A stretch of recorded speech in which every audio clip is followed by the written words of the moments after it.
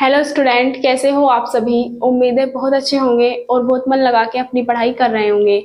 मैं प्रिया स्वागत करती हूँ आपका आपके यूट्यूब चैनल प्री 10 क्लासेस में, जहाँ पर हम पढ़ने वाले हैं आज क्लास 10 का चैप्टर नंबर 10 चल रहा है। हमारा चैप्टर का नाम है मानव नेत्र तथा रंग बिरंगा संसार। आज ये इस चैप्टर की पार्ट नंबर 4th वीडियो है। इससे पहले मैंने आपको इस चैप्टर की 3 वीडियोस करा दी है।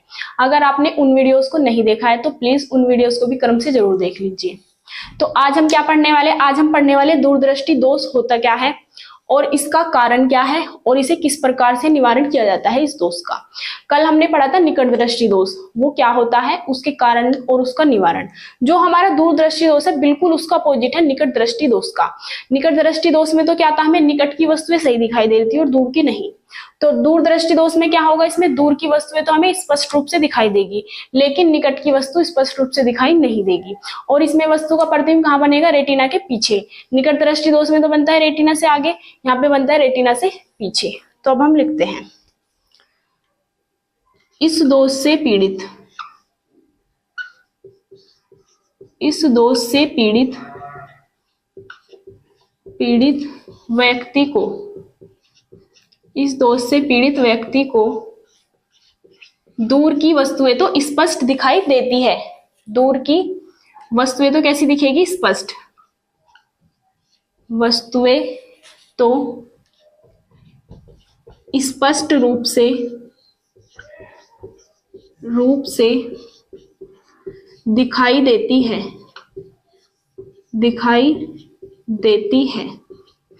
लेकिन पास की वस्तुएं स्पष्ट रूप से दिखाई नहीं देती।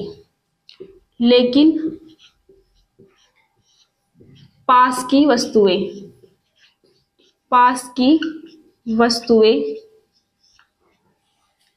स्पष्ट रूप से दिखाई नहीं देती है। इस दोष में वस्तु का प्रतिबिंब कहां पे बनता है, रेटिना के पीछे। इस दोष में वस्तु का प्रतिबिंब रेटिना के पीछे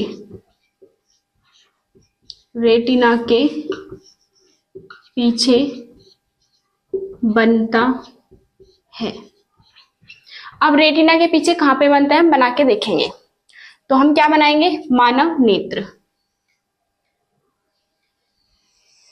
ये मानव नेत्र हो गया और इसमें क्या बनाना है हमें, ये होता है हमारा नेत्र लेंस। ये क्या हो गया, नेत्र लेंस। हमने मान लिया कोई वस्तु यहाँ पे रखी है 25 सेंटीमीटर की दूरी पर। ये जो दूरी है हमारी यहाँ से यहाँ तक की कितनी मान ली हमने, 25 सेंटीमीटर। तो जो इससे प्रकाश की किरणें चल के आ रही हैं, ये क्या होगा, इसका प्रतिबिंब बनेगा हमारा रेटिना के पीछे। अगर यहाँ रेटिना पे बन जाता तो किसी प्रकार का कोई दोष ना होता।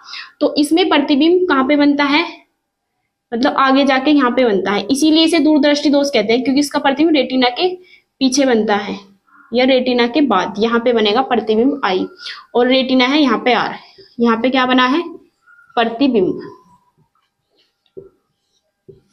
और ये क्या है हमारा 25 सेंटीमीटर यहाँ पे वस्तु रखी है कोई। तो इस वस्तु से जैसे ही प्रकाश की किरणें आ रही हैं तो इसका प्रतिबिंब रेटिना पर न बनकर कहाँ पे बन रहा है, रेटिना के पीछे बनता है, जिससे हमें वस्तु स्पष्ट रूप से दिखाई नहीं देती। पास की वस्तुएं तो स्पष्ट रूप से दिखाई देगी लेकिन दूर की नहीं। तो इससे प्रतिबिंब कहाँ पे बनता है, वस्तु का रेटिना के पीछे। उम्मीद है आपको यहाँ तक समझ आ गया होगा। अब आप इसका स्क्रीनशॉट लेके नोट कर सकते हैं।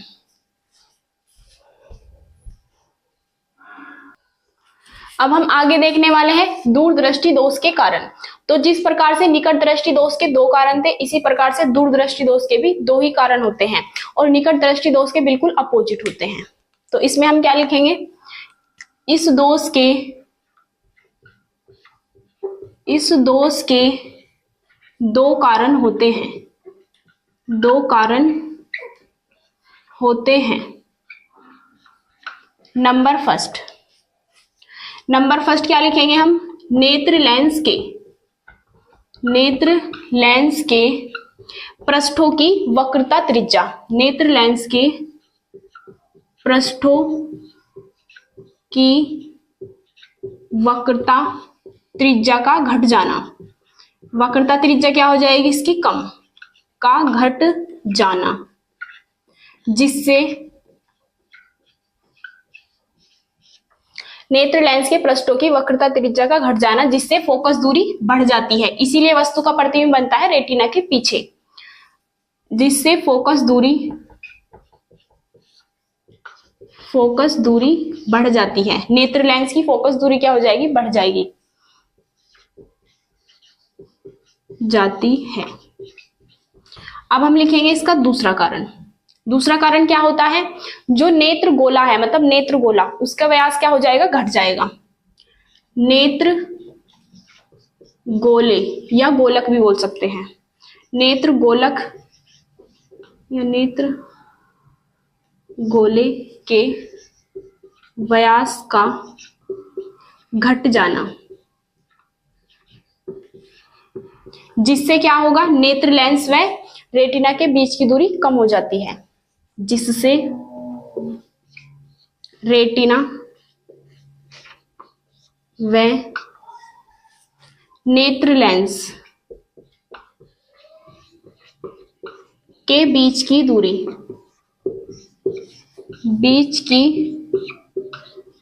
दूरी घट जाती है।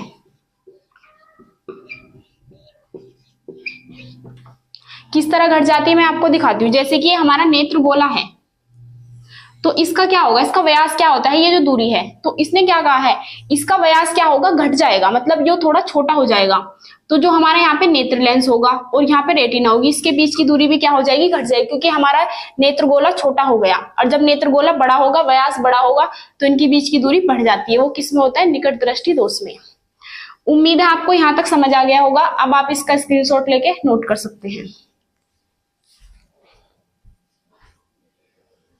अब हम करने वाले हैं दूरदृष्टि दोष का निवारण।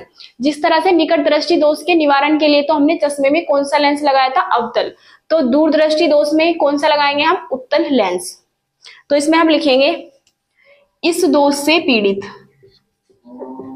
आप भी मेरे साथ साथ ही लिख सकते हैं, हेडिंग लिख के, जैसे कि मेरे साथ साथ भी लिख सकते हैं, इससे आपका टाइम बचेगा लिखने का भी। इस दोष से पीड़ित व्यक्ति के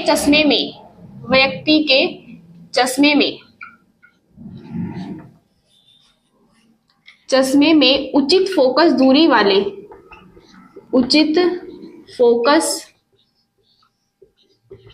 दूरी वाले उत्तल लेंस का उपयोग किया जाता है। उत्तल लेंस का उपयोग किया जाता है, जिससे वस्तु का प्रतिबिंब कहां पे बनने लगता है, रेटिना पर, जिससे वस्तु का प्रतिबिंब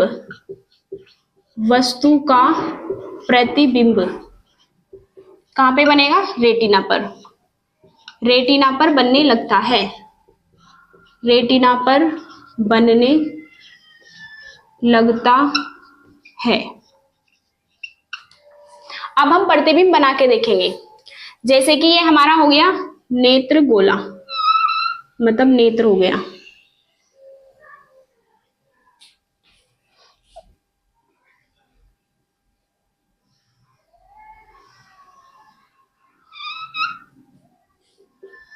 और यहां पे क्या होगा, नेत्र लेंस, नेत्र गोला।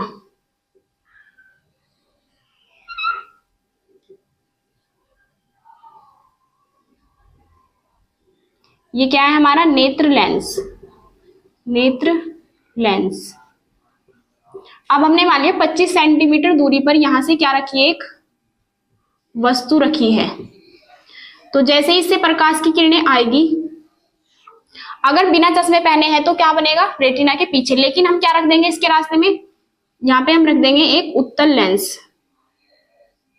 तो जैसे उत्तल लेंस से प्रकाश की किरणें होके आएगी, चश्मा पहन लेगा जब वो, चश्मे में कौन सा लेंस लगाएंगे, उत्तल।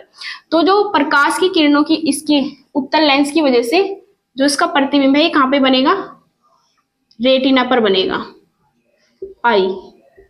तो यहाँ पे लिखेंगे हम रेटिना पर बना प्रतिबिंब, रेटिना पर बना प्रतिबिंब। ये क्या है हमारा, ये है उत्तल लेंस।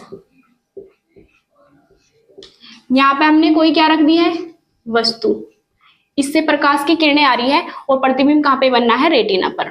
उम्मीद है आपको ये समझ आ गया होगा। अब आप इसका स्क्रीनशॉट लेके नोट कर सकते हैं।